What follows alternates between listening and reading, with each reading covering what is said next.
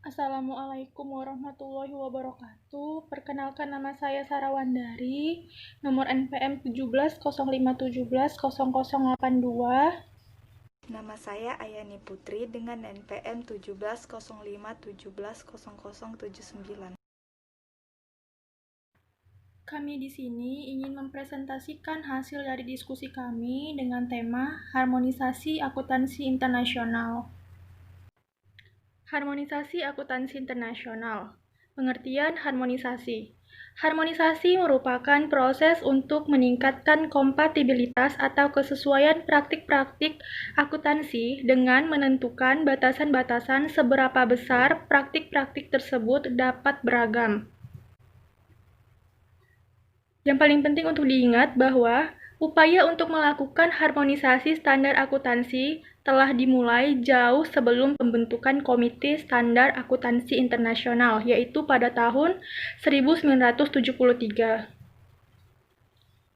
Istilah harmonisasi dan standarisasi memiliki arti yang berbeda. Terkadang kita melupakan hal tersebut. Secara umum, standarisasi berarti penetapan kelompok aturan yang kaku dan sempit, dan bahkan mungkin penerapan satu standar atau aturan tunggal dalam segala situasi. Sedangkan harmonisasi jauh lebih fleksibel dan terbuka, tidak menggunakan pendekatan satu ukuran untuk semua, tetapi mengakomodasi beberapa perbedaan dan telah mengalami kemajuan yang besar secara internasional dalam tahun-tahun terakhir. Selanjutnya, harmonisasi akuntansi mencakup harmonisasi yang pertama, standar akuntansi yang berkaitan dengan pengukuran dan pengungkapannya. Yang kedua, pengungkapan yang dibuat oleh perusahaan-perusahaan publik yang terkait dengan penawaran surat berharga dan pencatatan pada bursa efek. Dan yang ketiga ada standar audit. Pro dan kontra harmonisasi akuntansi internasional. Adapun pro atau keuntungan dari harmonisasi akuntansi internasional yang pertama, A. Pasar modal menjadi global dan modal investasi dapat bergerak di seluruh dunia tanpa hambatan. B. Investor dapat membuat keputusan investasi yang lebih baik, berportofolio akan lebih beragam, dan risiko keuangan berkurang. C. Perusahaan-perusahaan dapat memperbaiki proses pengambilan keputusan strategi dalam bidang merger dan akuisisi. Yang D. Gagasan terbaik yang timbul dari aktivitas pembuatan standar dapat disebarkan dalam pengembangan standar global yang berkualitas tinggi. Kritik atas standar internasional.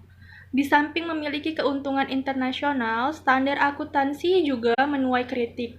Pada awal tahun 1971 atau sebelum pembentukan IASC, beberapa pihak mengatakan bahwa penentuan standar internasional merupakan solusi yang terlalu sederhana atas masalah yang rumit, sehingga ditakutkan apabila adopsi standar internasional akan menimbulkan standar yang berlebihan. Selain itu, keadaan politik nasional seringkali mempengaruhi standar akuntansi, dan pengaruh politik internasional akan menyebabkan kompromi standar akuntansi. Selanjutnya ada arti rekonsiliasi dan pengakuan bersama atau timbal balik terhadap perbedaan standar akuntansi. Rekonsiliasi. Dengan adanya rekonsiliasi, perusahaan asing dapat menyusun laporan keuangan dengan menggunakan standar akuntansi negara asal, tetapi harus menyediakan rekonsiliasi antara ukuran-ukuran akuntansi yang penting, seperti laba bersih dan ekuitas pemegang saham, yang ada di negara asal dan di negara di mana laporan keuangan dilaporkan. Pengakuan bersama atau timbal balik atau resiprositas. Pengakuan bersama terjadi apabila pihak regulator di luar negeri asal menerima laporan keuangan perusahaan asing yang didasarkan pada prinsip-prinsip yang terdapat di negara asal. Organisasi yang mempromosikan harmonisasi dan memilih peran penting dalam penetapan standar akuntansi internasional. 1. International Accounting Standard Board atau IASB. 2. Komisi Uni Eropa atau EU.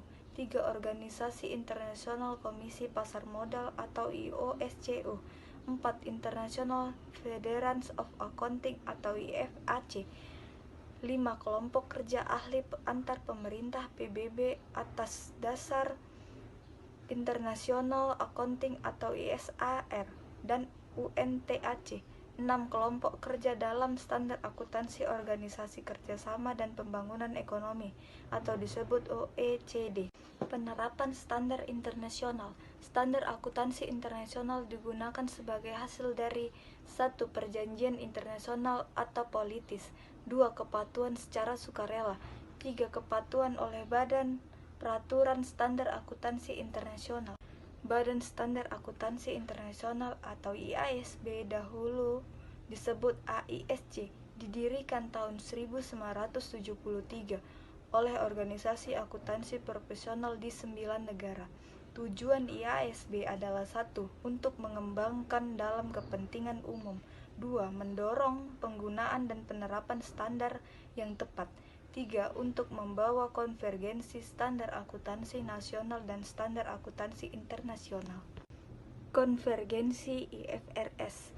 International Accounting Standard atau IFRS merupakan standar tunggal pelaporan akuntansi yang memberikan penekanan pada penilaian atau revaluation. Tujuan IFRS adalah memastikan bahwa laporan keuangan dan laporan keuangan internasional perusahaan untuk periode-periode yang dimaksud dalam laporan keuangan tahunan mengandung informasi berkualitas tinggi yang bersifat 1. Transparan bagi para pengguna dan tepat dibandingkan sepanjang periode yang disajikan.